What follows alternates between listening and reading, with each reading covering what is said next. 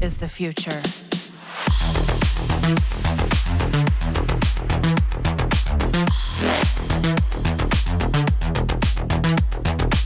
Hello, and welcome to my 1000 milestone. Today I'm here to telepathically project my thoughts about how my commemorative WinStace bike has performed these past few months of riding. I'm preparing this video in October 2021, which marks to the day the moment I finished the painting of this frame, as well as achieving the 1000 miles on the odometer. And so far, the bike has performed like the champion it is. I've had a few issues along the way, and also if I had been riding this in the olden days of youth, I probably would have closer to 2,000 miles in the 7 months of use. But except for my advancing years coupled with being in an area that, well, let's be honest, it really isn't quite as interesting as where I'm originally from in Sonoma County, California. But in the time that I've been in the Los Angeles area, I've come to appreciate more of what it has to offer when it comes to riding, and have discovered for myself places to go heretofore unknowns to me, though very well known to everyone else, and especially to the rather well-known retired professional whose love of cookies rivals only that of the Cookie Monster himself.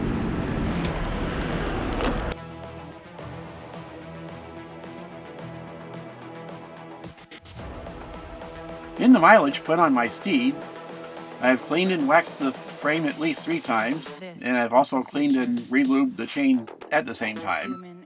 Indeed, right now, that it's about due for a fresh re-waxing, though for this video, I have filmed it in its used condition. I have not lubed anything else, and I'm not sure when I need to do so. There is a set schedule for maintenance that Campagnolo recommends, but I haven't really looked it up recently. Now, for the drivetrain, it really has worked well. I've had occasional noises coming from the chain in certain gears, either from rubbing on the front derailleur cage or from some sort of minute misalignment of the rear derailleur pulleys. I also got occasional creaking, or rather a regular clicking noise coming from the crankset, and I honestly don't know what it is. It only occasionally comes in, but for the most part, it's been silent as it should be. I'm under the impression there are very few drivetrains that ever get completely silent. There will always be some cogs that won't keep quiet when there's 11 or 12 gears crammed onto a rear hub. And with mechanical indexing, it's next to impossible to manually align the pulleys on the fly like you can with old-fashioned down-tube friction shifting. And no, I have not checked for chain stretch, though I really ought to get the tool to do the easy checking. I know Campagnolo chains have the reputation for a longer life than most others, and it tends to get lubed every 4 to 6 weeks, so I don't expect to have to get a new one for a while yet. And no, I will not be waxing it, or I won't be using chain lube made from the pineal glands of unicorns, personally squeezed and extracted between the thighs of left-handed volcano virgins, just because it's faster than good old 30 weight. The wheels have so far performed flawlessly. They are as true as the day they were unboxed. Tires have 1,000 miles of wear, but I did have an issue with the rear one. It developed a cut where air was leaking out, and that was after I inserted new sealant. I was on the road at the time, so being a neophyte with tubeless, I turned it to where the leak was at the bottom and let the sealant do its job. I inflated with the micro pump, and it held air, certainly enough to ride on at least.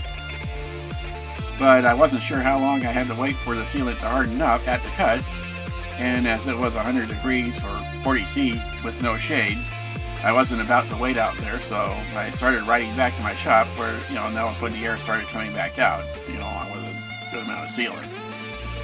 I ended up walking a bit more than a mile back to the shop without buying my lunch, which was the intention, and ended up cleaning out the sealant completely, removed the tubeless valve, and I used my spare tube, which held the air perfectly, except for the tire being way out of round and in no way seated properly, something I couldn't fix at the time, and I was pretty whinging trying to figure it out.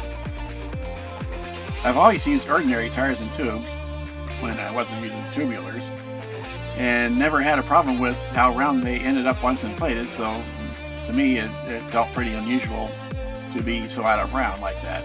So when I could, I ended up riding to one of the local bike shops that I frequent, and I found to my surprise the tire ended up being aligned and round in those few short miles. And and I was then told that that's what usually happens. It will seat itself with use.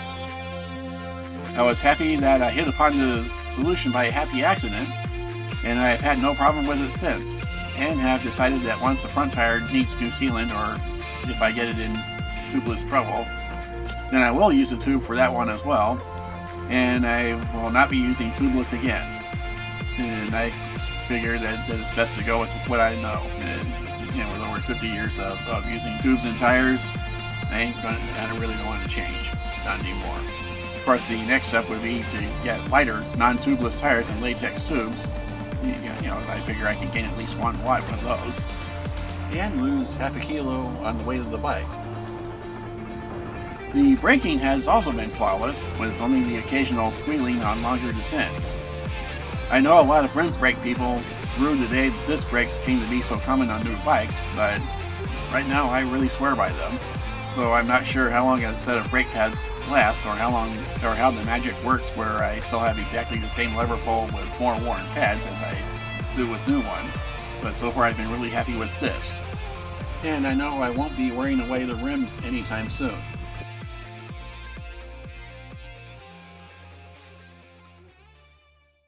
Steering is also good, though my hand comfort is a bit desired with the new handlebars. And I don't know if it's the shape of the handlebars, or the taping, or my gloves, or what. But one reason why my rides haven't been longer than 30 miles at any one time is without doubt my perceived lack of ultimate comfort. Again, I can't say if it's the transition to flattened aero bars from round bars, or what. I can say putting the shifters on the bars as part of the brake levers is a boon to mankind, and once I started riding the class of 78, I brought my hands to the down tube for shifting only a couple times before realizing, well, they ain't there anymore. I did make some planned part replacements after the first ride. I changed out the steer spacer I scratch built in one of my previous videos, with one that's still carbon wrapped and painted, but it's wrapped around 60 millimeters of genuine WinSpace spacers that normally would come with the handlebars. And and I also replaced the ugly white saddle with a Sella SMP Dynamic saddle in an effort to be more comfortable on my bottom. The new steer spacer definitely made steering more stiff feeling, and I really like to think way safer, though I did suffer a weight penalty of a few grams. And the new saddle is more supportive of my sit bones, though in hindsight I should have gotten the next more cushy model. But the SMP saddle has done pretty well, though like with every other saddle I've ever had from the olden days of Brooks leather, and woolen shorts with real chamois padding as compared to modern bib shorts, I still get the occasional numb dick, especially when climbing. But overall, I've been very happy indeed with the new WinSpace bikes. It's been comfortable, it goes when I put out the beans, and recently I came within a second of cracking the top 10 of a Strava segment, and 2 seconds from being sure to get on the segment rankings. But my problem is I have the Sprint of Sagan. It pretty much dies halfway into a segment, and I always end up in second. I mean, keeping up a speed throughout a mile-long segment is pretty hard work. Almost as hard as prop making. So I hope you've enjoyed, and I hope to do an updated one in another 1,000 or 2,000 miles. But until then, do be safe out on the road, because there's a lot of crazy people out there. Oh, and of course, like, comment, and subscribe in vast numbers, so maybe some idiot with a warehouse full of product will count me an oversized pulley wheel, something, for a rocket review. And maybe I could save another whopping 1 watt, guaranteed. But of course, with my luck, it'll be one to fit some horse-ass Shimano or SRAM, and not a proper camping YOLO. Campy is the group set of winners like Tadej Pogacar, and dentists who know better than to spend 15 grand on a bike with a Shimano or a SRAM group set. So there.